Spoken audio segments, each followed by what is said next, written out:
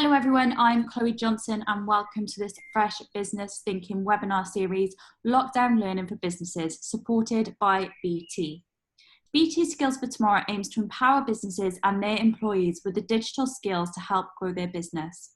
The Skills for Tomorrow website includes free learning content that small businesses and their employees can access at any time on topics such as connecting with customers on a mobile, making sure your customers can find you online and much more.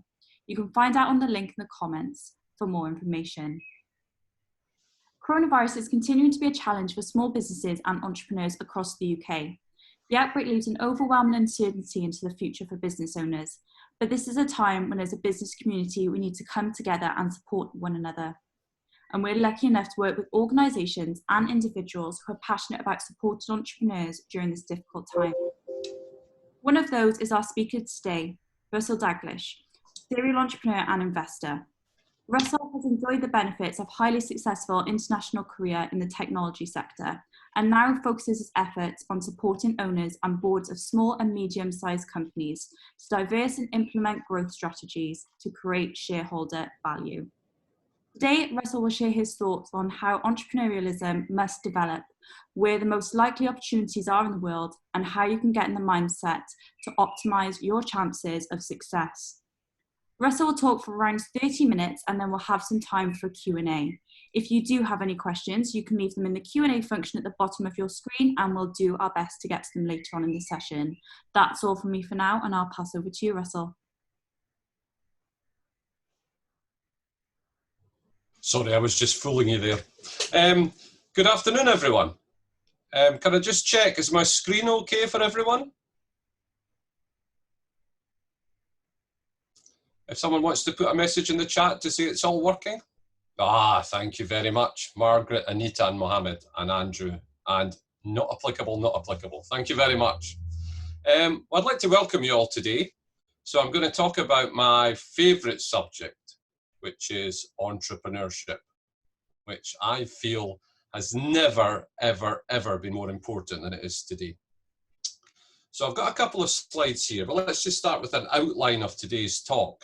So I'm going to talk a little bit about the world today. I'm going to talk about potential futures based on what we know today. Talk a bit about why entrepreneurs matter and why you're the most important people. The entrepreneurs, the business leaders, the business owners, the chief execs, the managing directors. You're going to become so important to us.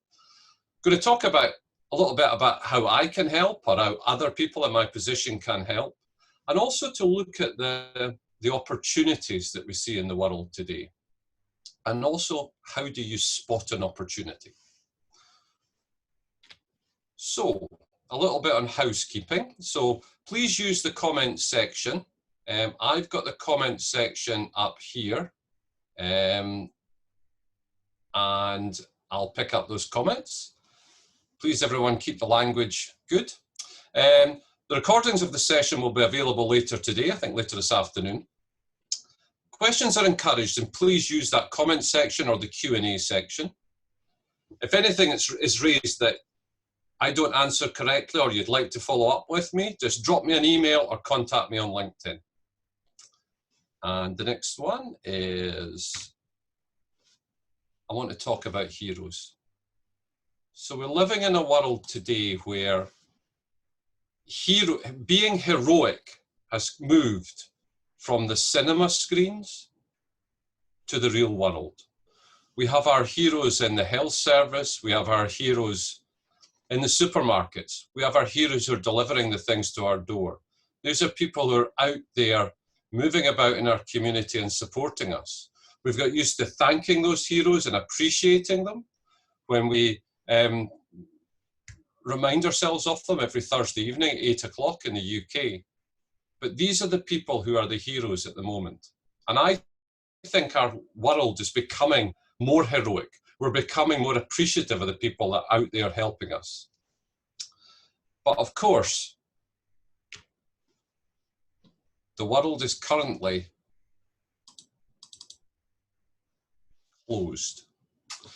So by closed, I mean we are, of course, socially isolating. In different countries, this is at different levels of socially isolating. In the UK at the present moment, I haven't been really traveling further than a mile from my house in 5 weeks. I haven't really driven anywhere except for short trips down to the local supermarket.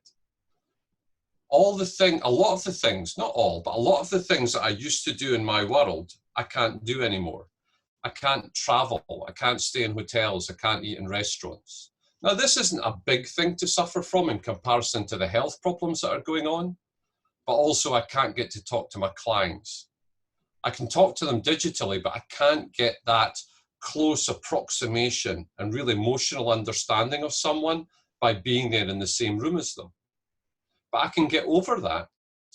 I can learn how to do this digitally. And then there's the other thing that's opened up. So I was talking this morning to someone about how networking events are going to change. So networking events, I used to arrive at the event, I would wander around the room, I would meet people, we would talk.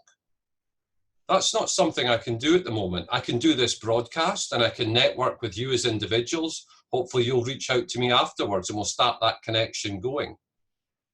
But what's happened for me in the last 5 weeks is I've noticed that my world, this network that I have built over the last 20 years, has become incredibly important. At the present moment, I am sending between 30 and 50 LinkedIn messages every single day to my first connections. These are people who are connected to me and have done that over the last 11 years I've been on LinkedIn. The messages I'm sending are particular to each individual, are primarily asking how they are, but then asking how they see the world. Those conversations have now triggered off 1 investment, 2 new clients, and a whole range of new opportunities for me. And I would never have expected that would be the way the world would go. But because I'm sitting here in my office at home, I've got the opportunity to do that. Are you guys using LinkedIn and materials like that to link with people? Can I just check, is the slides moving okay? Yes, you are, good. Can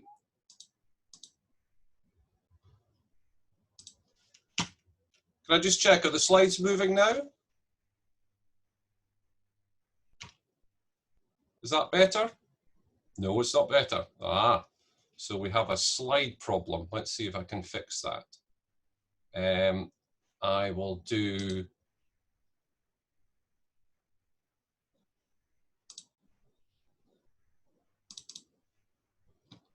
Has that worked any better? You seeing the slides now? Good. Now I'm going to click and we'll see if the slide changes. Has the slide changed? Are you now looking at something called lockdown? Fantastic. Thank you very much, everyone. It's great to know you're there. So here's the big question. What happens when lockdown ends? Well, for one thing, it's not just going to be one day when lockdown changes. There's going to be a slow progress. It'll either be different sectors will go back at different times, or we're going to see perhaps even different ages of individuals will be allowed, what do we call it, released out into the community. But we have to start planning for what happens after this stage of lockdown now.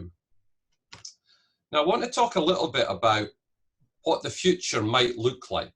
In business, we will often strategize about potential future outcomes when we're building business plans, when we're building strategies. At the present moment, what do we think the world is going to look like? So, I think in the UK in 2020, there's a couple of elements that are going to happen. We're going to see a rise in the number of unemployed. We're going to see recession in its broadest sense. We are going to see business closures. We're seeing business closures at the moment, and we're going to see more. I think we're going to see funding drying up in its current format, the one we become familiar with. I believe social isolation will continue in a different format. I have masks and gloves in the house for we move on to that stage. And then we end the year with Brexit. So these issues we could view and say, this is terribly negative, we're never going to survive, what are we going to do? But from my perspective, the one thing I'll promise you is that we will get through the next year. We're human beings, and the capacity for us to survive on this planet is incredible. So these problems that we're going to face, we're going to get through them. But as an entrepreneur, we've been taught not to look at the problems, but instead to assess those problems, put in place mitigation strategies, and then start thinking about where the opportunities could be. So as an entrepreneur, I think of myself as an opportunity hunter. What type of entrepreneur are you? When you think about running businesses, or people describe you, what types of language do they use? Are you the entrepreneur that's out there being innovative every day? Are you the entrepreneur who is regularly making cold calls? What type of entrepreneur are you? If you get a chance just to put that into the chat, because I'd be interested to know how you describe yourself. And then if we look at how I describe me, oh, I love opportunistic. Well done, Brian. I love that. Anyone else got any word they would use? A connector. Brilliant, Andrew. So we're going to talk about that. Innovative. Brilliant. A problem solver. A maker. Analytical, solutions focused. What's good about a grower? Brilliant, Mohammed. What's good about these words is that these are all words about momentum, about doing something. Now, we've all read a lot of books about entrepreneurship, and we've been through training courses and education and listened to old guys like me. But I'm going to tell you what kind of entrepreneur I am today. So the language I would use to describe me today. I am strategic. I like to evaluate problems and come up with plans. I'm also incredibly resourceful. You know, earlier, before this talk, I thought it would be a really smart idea to clean the lens on my webcam. And what I've discovered is if you clean the lens too hard, you actually pop the lens out and you break it. But I've been resourceful. I managed to dig through a box and find another one. So I'll put that there as my resourcefulness. I have technical abilities. These technical abilities are built inside me. I've been a technologist my whole life, but I'm more of the problem solver. So I like to take tools like application software and try to see how it works. So I've done this with MailChimp, with Zoho, with whatever the products are, and I think that's put me in good stead. I'll tell you something, I've become much better at PowerPoint over the last few days. I'm brave, I'm willing to take risks, and I'm willing to stand up and stand behind those risks I take. I'm very visible. I used to think that I was visible because I'm 6'5", but being 6'5" doesn't really do you any good in a webcam because all you can see is this part. But I'm visible in terms of I am broadcasting regularly on products such as social media platforms and in the press. I seek the opportunity. I sit down with everything I'm told and I look for the opportunity in it. I'm incredibly well networked, and I've worked very hard at creating those networks and nurturing them. I have that global mindset. I've created Scotland's largest diaspora-based organisation, which links together thousands of Scots around the world. So we have people, members of our community in 76 countries, which has suddenly turned into the most amazing asset for doing these types of talks and for helping companies I work with. I'm a salesman, and I'm proud to be a salesman. In Britain, we tend to have a negative opinion of salespeople, and I'm a salesman, and I'm proud of it. I don't fear failure.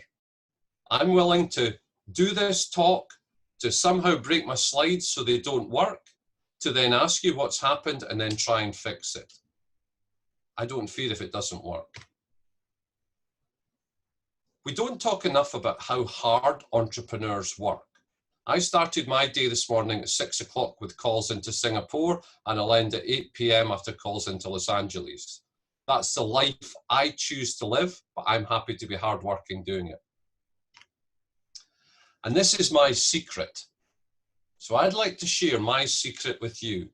And the secret is summed up from the Scottish poet Robert Burns. And I'll read this for you with a Scottish accent. I wad some power gifty gie us, to see ourselves as others see us. It would frae mony a blunder free us, and foolish notion. I spend my life trying to imagine what it's like to be on the other side of the table or the other side of the webcam. I'm thinking about what it's like to be you watching this. So I'm thinking about the fact that I've got to speak more slower because my accent may be a problem for you wherever you are in the world. I've got to try to think about what can I share that will help you? And that ability to see the world from the other side of the table is absolutely critical.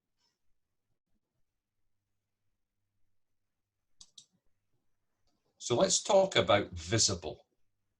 You as entrepreneurs are not visible enough. Okay? Sorry to tell you off, but you're not. So let's talk about how I build my visibility. So LinkedIn gives me a social selling index of 77. I'm not sure what it means, but I will try and push that up the way because it's some indication of my visibility. I'm a keynote speaker and I speak around the world. Or actually today, I speak from home to people around the world. I publish articles and blogs that people read, not yet a book, but perhaps one day.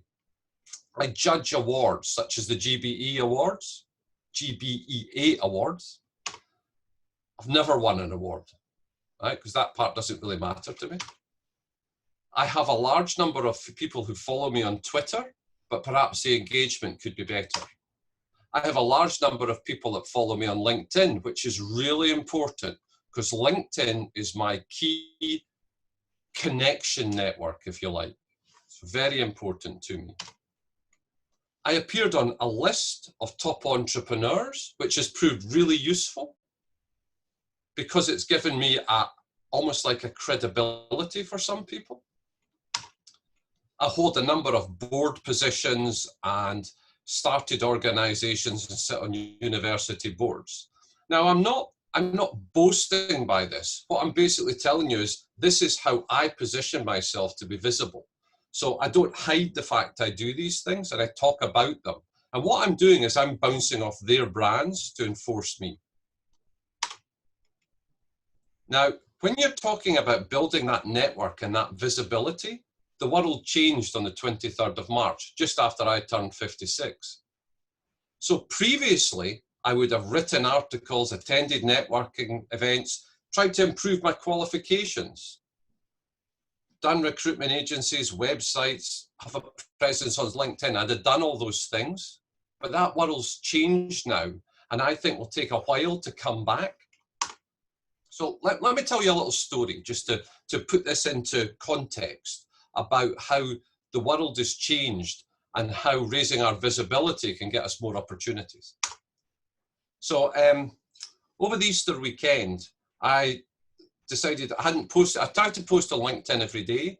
I hadn't posted on the Saturday. So I looked up an old article I'd read from Forbes magazine on the subject of being genuine, which is something I strongly believe in. So what I did was I shared that article on LinkedIn and I added a little bit of commentary from me. Do you strive to be authentic in all you do? It just seemed like quite a nice thing to share. And what happened was that post, which I didn't write, the only words I wrote are those 5 lines, that post went viral. Now, I wasn't really sure what that meant until it turned out it had over 300,000 views. What was interesting was who the people came from who viewed that article. So I'm just outside Edinburgh in Scotland. So typically I would assume that most of the content I produce is read by people local to me. But what's interesting is none of the major cities in the world where people are based who looked at me with that article actually lived in Scotland. What was also interesting was that some of the biggest brands in the world, the people worked for them who'd come across that article. 1,000 people reacted to the article. I think over something like 400 people shared the article. I spent the next 4 days almost on continual meetings off the back of the connections I made from releasing that content. Because people identified something in me and what I was doing that then led on to discussions. Because this is a key. Building strong personal relationships is the key to business. If you're an entrepreneur, a business leader, anything, we have to learn how to build those relationships in a world that's different. How do you build relationships with someone when you can't meet them, shake hands, and give them a business card? You have to learn to do it digitally, and you have to work at it. So how do we do it? We use that. That's it. It's as simple as that. We need to get better at using that product. There are lots of other social media, there are lots of other tools you can use, there are lots of other groups, you can do whatever you like. But trust me, if you want to build your business, you have to get better at using that. LinkedIn. So why does it all matter? Like getting an increased coverage and, you know, people being able to spot you and everything. Why does that matter?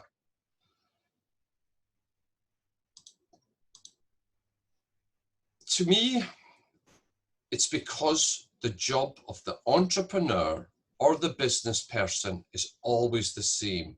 And we don't think enough about this. I spent part of my career working out of San Jose in the Valley, and that really educated me about this. I'm just going to read this out. Your job as an entrepreneur or a business person is to get in front of the person that might buy your product and or service and get them to tell you how to improve it. That's possibly not something you hear very often, but that's what you need to do. Because I take my idea for this new mouse that I've created, and I get a meeting with someone who might want to buy my mouse, and I go to them and I listen intently to them to tell me, what do I have to do to improve that product so they might buy it, or people like them might buy it? And it's as simple as that. So the reason that this visibility is important is it improves the opportunity you're going to get a meeting with that individual. Life's really as simple as that. And how to get in front of them? You have to have a very, very, very clear ask. You have to be really specific. So if someone writes to me and goes, Russell, I'd love to have a call with you because I think we know common people. We all know a lot of people in common. I'll ignore them. If someone writes to me and says, hey, Russell, I'm a website designer. I'd love to design a website for you. I will ignore them. But if someone writes to me and goes, hey, Russell, I saw you give a talk. You struck a chord with me. Could you spend 5 minutes with me just so you can give me some advice? So that's being specific and also giving a reason. And if you contact people and ask for help, you will massively increase the chances you're going to get meetings. It's as simple as that. If there's someone in your network who you trust who can help, use them as well. You sit here on a product such as LinkedIn and you can find anyone in business. Find out the person you want, send them the connection request, get connected, and then go to them. Get them to help you with your product or service to get it better. Ask for help. And if your network doesn't work, ask for someone with a better network to help you. Ask someone else if they would introduce you to someone. It's as simple as that, and it's so important as an entrepreneur. I want to talk to that about the importance of the network and visibility. But a key mindset as well is about finding the opportunity. A friend called me yesterday and said that he's looking at doing some acquisition of dental practices in the south of Wales. That was his model. And we were discussing that, and I was going, well, why do that at this time? Because we don't really know how the dental market's going to work this year. So we talked it through, and then we started to think about what the opportunity could be. So though that was what he always did, was it possible to do something different? Well, was it possible to look at possibly taking the dental practice to the people rather than the people to the dental practice. And then we started to think, what about, you could use like a really plush RV, a 40-foot long mobile office that you could travel around. We got no idea if that would work, but we created a new opportunity. We created something that we could go off and research and analyze and understand. And that's what it's all about in business. It's all about trying to spot that opportunity, trying to create the opportunity in your mind, trying to find what's wrong and what's got to change. And the reason why we need heroic entrepreneurs now is because we need you to do that, to create the jobs, to create the opportunities, to create the revenues that are going to feed the tax system in the UK. We need you to spot those opportunities, to create the companies, to come up with the solutions to service those opportunities. So ask yourself at the moment, where do you think there may be an unmet opportunity? So just put it into the chat if you can think about one that's not giving away out of confidence, if you like. Where might there be an unmet opportunity? If I think one for myself at the moment, I think there's an unmet opportunity to develop online support networks for business leaders who are trying to do export. So that's what I did. Someone's come up with PPE. So PPE, I would say, is a great opportunity, or there is an opportunity to supply PPE, but possibly there's quite a lot of competition in there. Everyone's following that. Everyone's thinking about how they could provide solutions. I remember James Caan said that once. He said, you got to zig when everyone else is zagging. There's another one, drive-through coffee cafe with an online subscription coffee element. Brilliant. That's got to be an opportunity. But who would want that? Well, if you think about where are we taking our cars? We're taking our cars to garages and to forecourts. So could the conversion be the fact that you have some pop-up solution which works like that for a forecourt? I think, to be honest, though, that idea may have been replaced by having automatic coffee machines.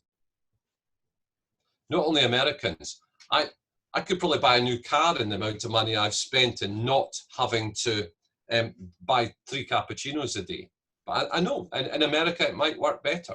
But think about those ideas. Think about how our world is changing. Our world is not going to look the way it looked before. So we're going to have, I'll give you an example. And we're going to have more people working from home. Now, the people working from home are probably going to be using computer equipment as I'm using at the moment. And what happens if it goes wrong? You know, they probably need to get it fixed really quickly.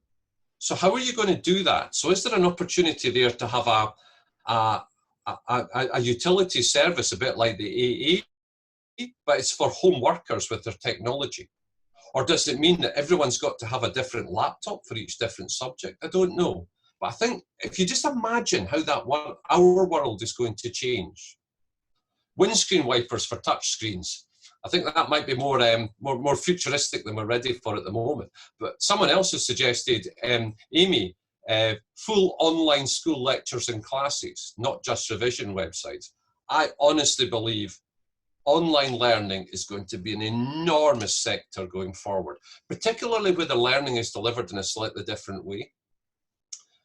Rachel suggested give away products for free in return for feedback on how to improve. Yep, absolutely. But be specific. What exactly could it work? Alcohol vans, like in the ice cream van format. Well, actually, I'll have you know there's a number of ice cream vans in Glasgow. No, that's a different story. But think about that creativity. Where could the opportunities be? It probably involves you having to do some research, but read about how the world will look over the next couple of months and where you could slot in to help. I remember back in 97, there was a huge storm in the UK, and what happened was thousands of trees were blown over. Now, I had a friend in Bath, and he was monitoring the weather situation, and he saw this coming in. Even though the BBC thought it would be a minor storm, he saw this major challenge. And that evening, he rented every piece of heavy machinery in the southwest of England to actually help with tree removal. So in the morning, when everyone wanted trees to be moved, he was able to provide all the equipment. Amazing. Just thinking about the opportunity. But don't do what everyone else is doing. Try to think about it a little bit differently. So this picture is about who I am and about how every aspect of my life reflects that entrepreneurship that we're talking about. So on the right-hand side, you can see that that's me as an endurance athlete. But actually, interestingly, a branded endurance athlete with the acronym for my company on my forehead. The middle picture is about this raising visibility. So because I raised visibility and I talked about the fact I do things like this talk, someone phoned me up from Brazil and said, would I go to Brazil to actually do a conference there? I would never have thought of going to Brazil. And yet I've now got a network in Brazil. Amazing. At the end of the conference in Brazil, the students sung to me, because that was a cultural thing they did. An awful lot of hugging as well. That's my family in the bottom. And on the left-hand side is some of the key business leaders I look up to. Jim McCall, Peter Proud, Shalini, these are the people that I look up to. And they're there because they're an example of the type of people who mentor me. And if you're building a business today, build the best advisory group you possibly can to be your mentors, to be there to help you, to share their guidance and share their advice for you. It's so important. It's impossible to do this alone. You need to build a good team round about you. So that was what I wanted to run through on this talk. And I didn't want to talk too much because I wanted to do more with these questions and answers. I wanted to look with you at where the opportunities can be, how we can be heroic in going out and grabbing these opportunities. But I'm just going to go back to that slide, which was the one about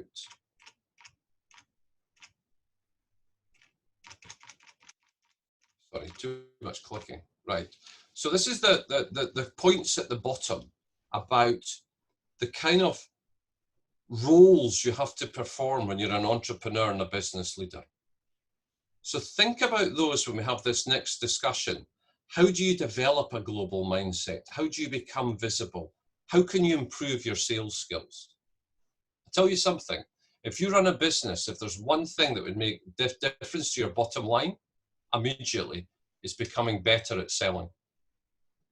And even though the world seems to feel upside down at the present moment, we still need to sell. We still need to be driving our business forward. And the best entrepreneurs that I know are out there selling at the moment.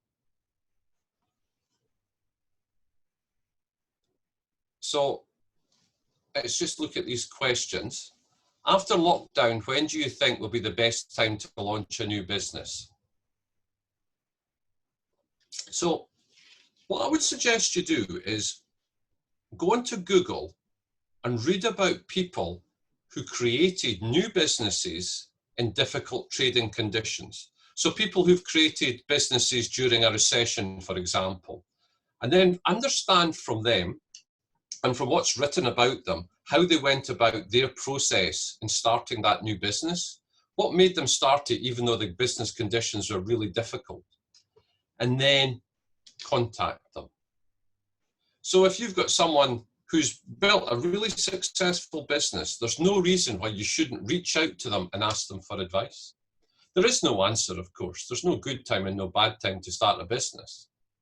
What is important is to do the research, though. Do the research about the market you're going to start your business into to make sure you've thought about everything. Nobody should start a business if the answer is there's no competition. There's always competition. There's always people out there. Understand the dynamics of the business. The second question there is, what do you think local regional businesses should do differently to thrive after lockdown?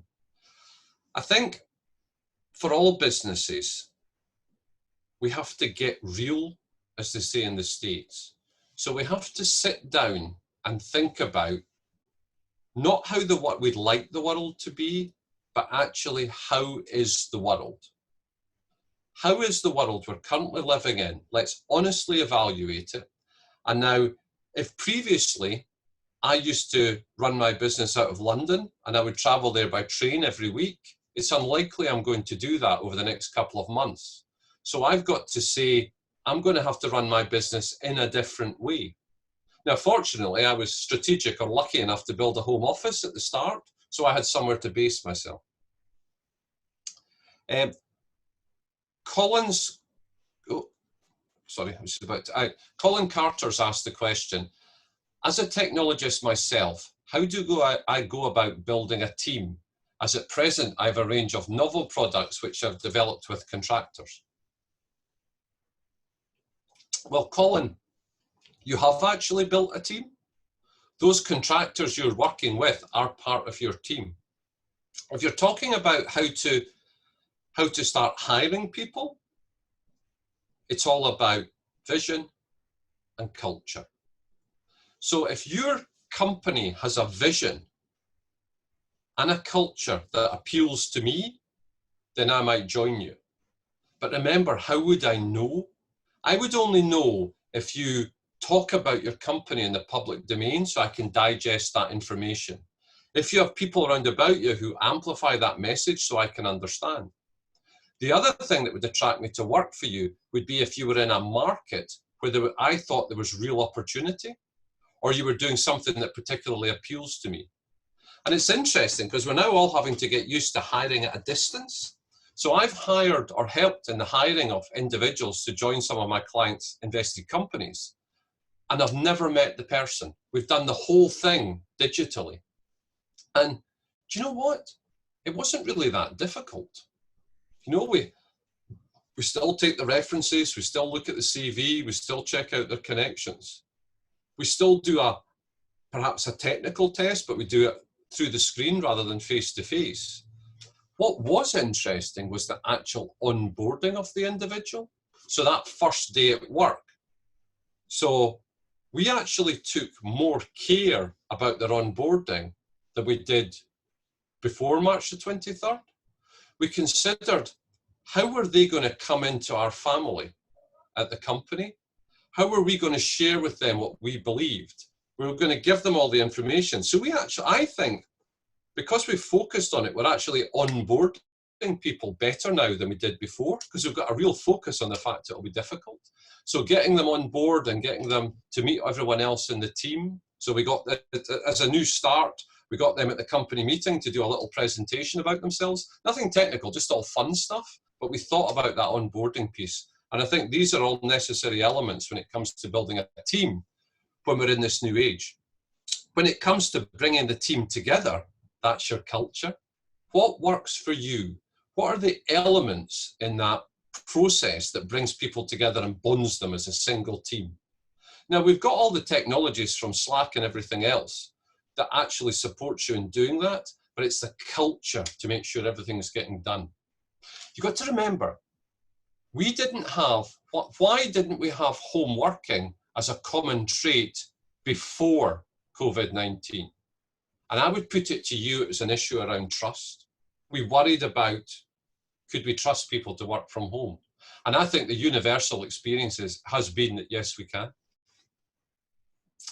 What is the minimum age for setting up a business? I don't know what it is legally, but there is no minimum age. I know, I didn't mentor someone. I had a presentation from an 8-year-old who was running his business. We were at a conference, amazing.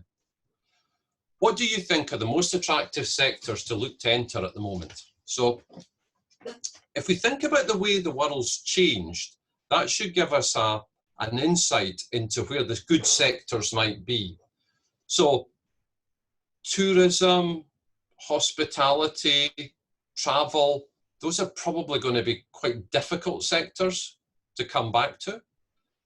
But what's the one thing we're all doing? The one thing we're all doing is digital. So I would imagine any sector which involves a digital element is going to go well. I think if I was starting a company today on no money as a young man, I would probably help businesses with e-commerce. I think we're behind in the application of e-commerce in the UK in comparison to other countries, particularly the US, and we have to catch up. I've spoken to businesses who've transitioned from bricks and mortar to online, and the ones who've done it the best have chosen the simplest route. They've gone, we're going to open an Amazon store. And that was the simplest thing to do. And that initial experience then allowed them to work out what was the best way to do it. Should they have their own store or should they continue there? But I think if I was starting a business, it would be in that area. That whole area of e-commerce is really exciting. What one piece of, Sean asks, what one piece of advice would you give to the young Russell starting out as an entrepreneur? So the young Russell, if I imagine the young Russell at a particular age would be 22. So the young Russell's just graduated with a degree in computing as a software developer. Now, at that age, the advice to that young man would probably what I did, which is to work as an employee first, to gain the experience as to how the business world worked, to then work out what I wanted to do. It's interesting in my career because when I graduated, I went to work for one of the banks as a software developer. But I was really fortunate in the fact that I worked on I was on a sandwich course, so I spent 48 weeks working for that bank before I graduated. Now I have to tell you, I was selected late for the assignment, and there was only 2 software developers left on my course. There was me, and the other chap's hair actually touched the ground when he stood up. Very long back, hair down his back. So the bank chose me, I think, based on that. But when I graduated, it was easy for me to go back to the bank, and I had a really successful career. I was a year ahead, so I got on wonderfully. But what happened at the bank was after 4.5 years, they sat me down and congratulated me on how well I was doing. And then they said, right, Russell, do you want to become a banker? And remember, this was 1986, so bankers were quite cool then. A banker or a technologist? And I sat down and I realized overnight I didn't want to do either. So I went back in the next morning and resigned. And I think that's the kind of advice I would give the young Russell, which is take a job first, get some experience so that you get yourself the chance to work out what you want to do. Amy says, I am 15, performed a speech in front of over 1,000 people last year on social media businesses. What is the best way to create and keep active connections after that opportunity? Connect with all 1,000 people. It's as simple as that. You know, after this talk, I would like to ask you to connect with me on LinkedIn, and that gets a relationship going where we can keep this dialogue going. I think there's something I'd like to say about the fact if you're 15. So if you're 15 and brave enough to stand in front of 1,000 people to talk, you might not be quite so brave when it comes to speaking to the senior executive in a big company, but you should do that. Because that's it. When if you contacted me and said, hi, I'm 15, I've been learning social media for these few years I've been on this earth, and I've been brave enough to speak in front of 1,000 people. I'd love to ask your advice, Russell, on what I should do next. I'd take that call. 100% of the time I'd take that call. And I'd take that call because I would see immediately there was some spark of wonder in you. And I would love to be there just to hear what you're doing. And you know what? I would learn from you. I did reverse mentoring a few years ago. Didn't call it reverse mentoring. I just helped a young 18-year-old entrepreneur, and I helped him. And I learned more about the modern digital world from that than anything I've ever done. Mark asks, are you seeing additional government funds for startups being made available in these current times? So this is really interesting. There is that young Russell, if we go back to him, so it's not young Russell at 22, it's young Russell at 34. When I was 34 and you were starting companies, nobody gave you a grant. No one gave you any assistance at all. We started a company once, and what we did was we took out 15 credit cards and we borrowed $2,000 against each credit card. Now, we didn't have long to repay the debt before the interest would become crippling, but that's how we got the money. Yes, apply for grants if they're there, but the grant should simply be to bridge you until you're revenue generating yourself. So I would urge to understand, why can't you generate money now rather than using the government grants for startup? And the answer might be that you have to do an investment. You might say, well, I've got to invest in 4 developers, I've got to invest in a manufacturing plant, which makes complete sense. But if you don't have to do that, try and see how could you make money. And if you're good enough to start a company, you're good enough to provide some advice to someone and they might pay for that. Deanie asks, we've been trying to supply new innovative products to retailers. What advice could you give us? That's really interesting. So I've got a friend, Karen, who runs a company called Angels Share Glass. You should check it out, it's wonderful. And she is absolutely phenomenal at working with retailers. And what she does is she just gets in contact with the buyer. And she sells them on the story of why her product is why it's worth meeting her, because what her product could do to them. She's also like several people I know, which is they don't play by the rules.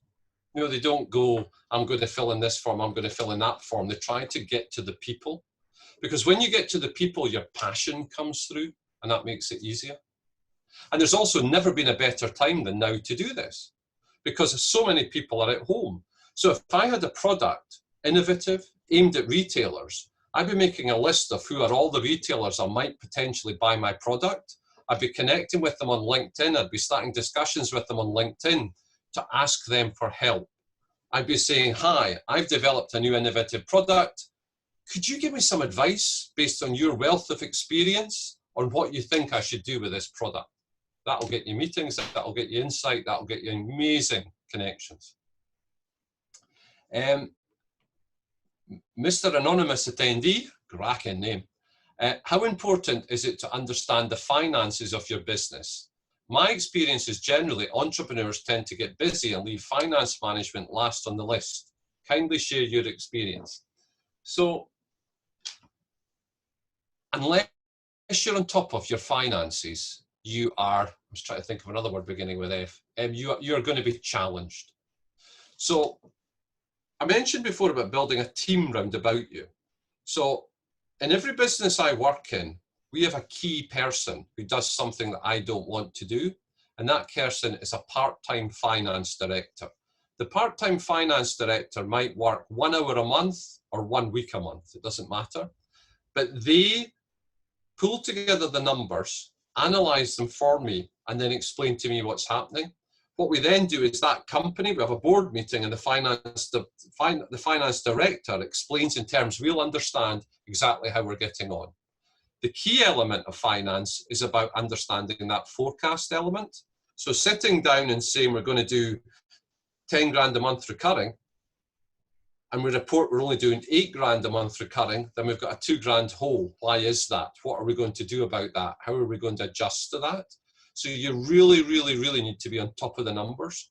And being on top of the numbers doesn't mean you've got hundreds of spreadsheets. Being on top of the numbers means you have a 1-page summary that tells you exactly how your business is getting on. If it goes on for more than 1 page, it's too long. Just the summary, you can then go into all the detail you like. This is where you should be, this is where we are, what's the vector? Armand asks, with the financial revolution with the like of Bitcoin and other cryptocurrencies, in Scotland we have Scotcoin, will you see cryptocurrencies taking over? Would you advise to take crypto as a payment for services online? So I have no experience of cryptocurrencies.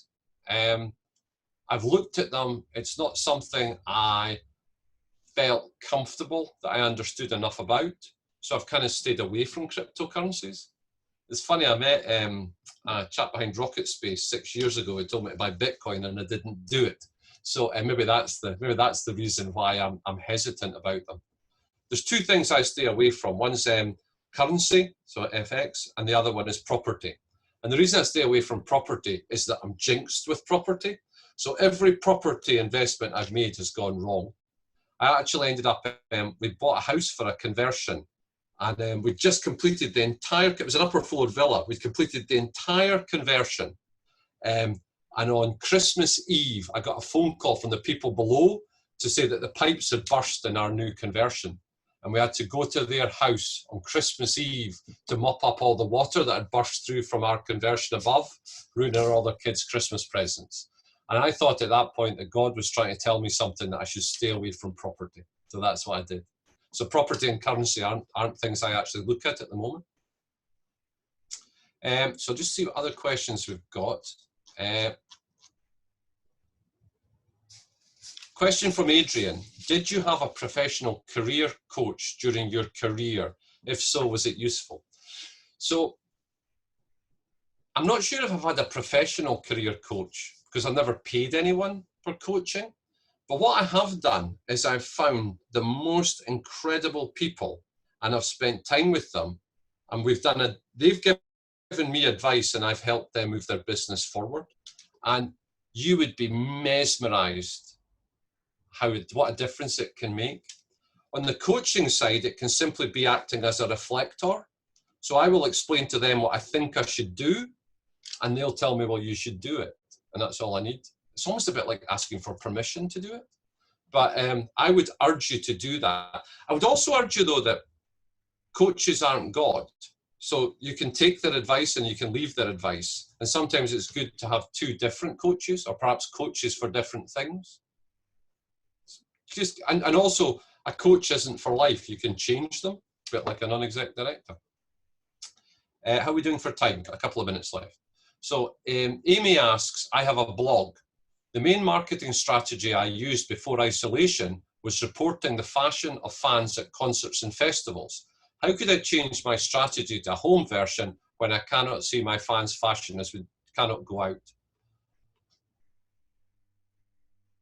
What an opportunity. What's happening with fashion in Zoom?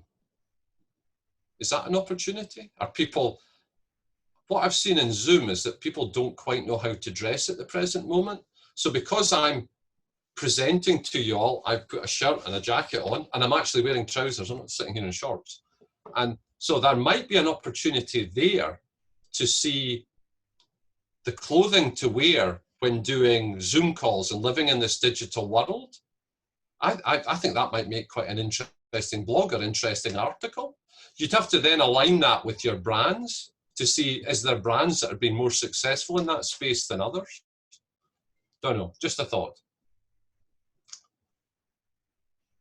Dini just asked that the name of the company I mentioned is called Angels Share Glassware. It's a company that makes glass angels. Difficult to explain. So in Scotland, where we're obviously major manufacturers of whiskey, we believe that approximately 2% of the whiskey evaporates during the process. And that 2% that evaporates is called the Angel's Share. So it's the share that's lost to heaven. And this company's done that, but Karen's just superb. If you have a look at our website, it's stunning. Oh, someone's put in the link, brilliant. So FBTM asks, or Fresh Business Thinking asks, what business-related books have inspired you the most? So I have a belief about business books and really self-help books in general, which is books written at the start of last century. So between after the Second World War, no, First World War, so about 1918 to 1935 are just incredible. So there's one that I'm passionate about, which is the horribly entitled How to Win Friends and Influence People. I think that's absolutely incredible book, and I'd advise anyone to read that just to get and the reason I like the books from that period is that they were written by people who maybe developed the book over 20 years. So rather than an instant fix self-help book. But I think you need to cherry pick from different books, things that help you. I think Simon Sinek, I found particularly good at the moment. I thought Funky Business, when it first came out, was revolutionary. So many books to choose from, but try and sample different ones. Oliver asks, have you ever used IP to raise finance for a business? I think that the IP of the company can become part of the valuation when it comes time to raise finance. So it can work as well as the business plan and other elements. But I've not done too much in that area.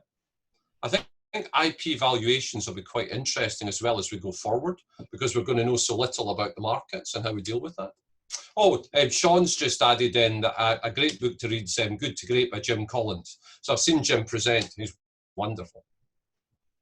I think you take a little bit from each of these books, or a little bit from a blog, or a little bit from a webcast you watch, and just take the bits that work from you. And I hope in what I've said, there's a couple of bits that you might take away and go, well, that's a little bit different. I'll think about that. But I think the key thing for me is 2 points. Point number one, start imagining what the next 9 months is going to look like.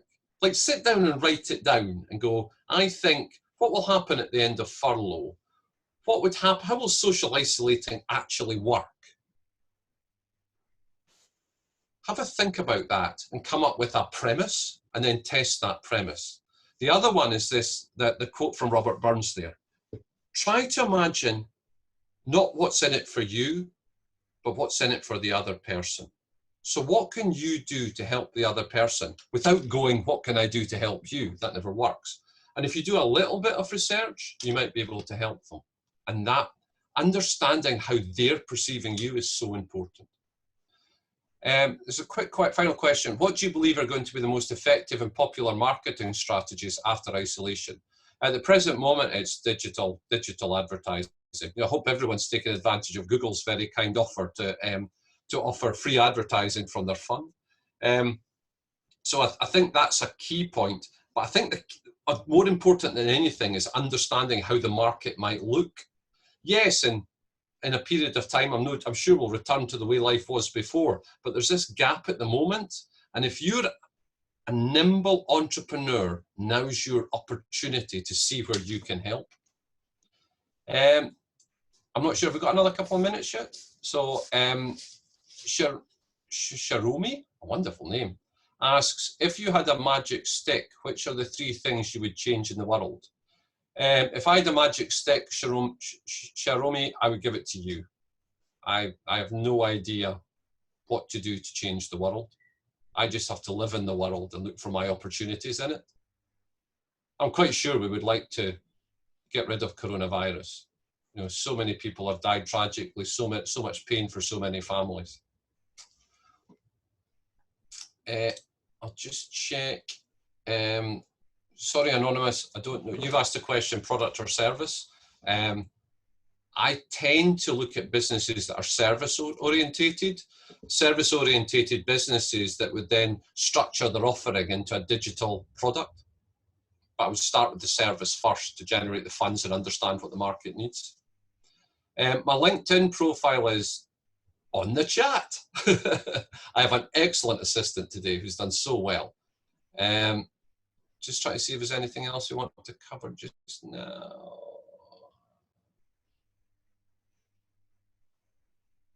I have to tell you, those coaches that I had earlier on in my career, and even today, I have coaches today who I speak to. It gets a bit harder getting an older coach. As you get older yourself, they've been invaluable. A lot of the time, what the coaches have told me is, you're doing the right thing, just keep doing it.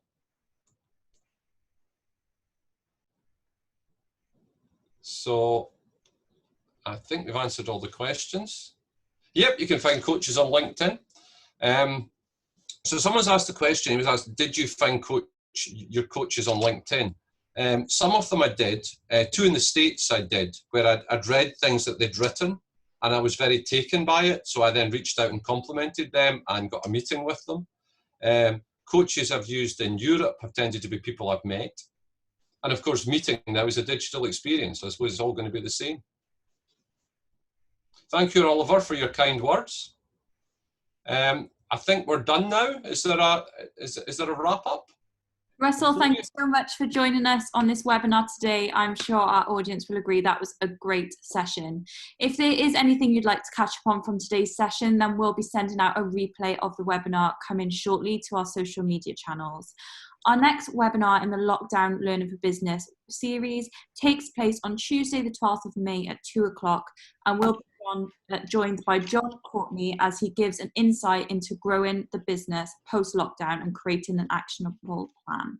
If you haven't already, you can register for these webinars at www.freshbusinessthinking.haysummit.com, or you can click on the link in the comments. Thank you very much for joining us today, and thank you again to you, Russell. Thank you, everyone. Thank you.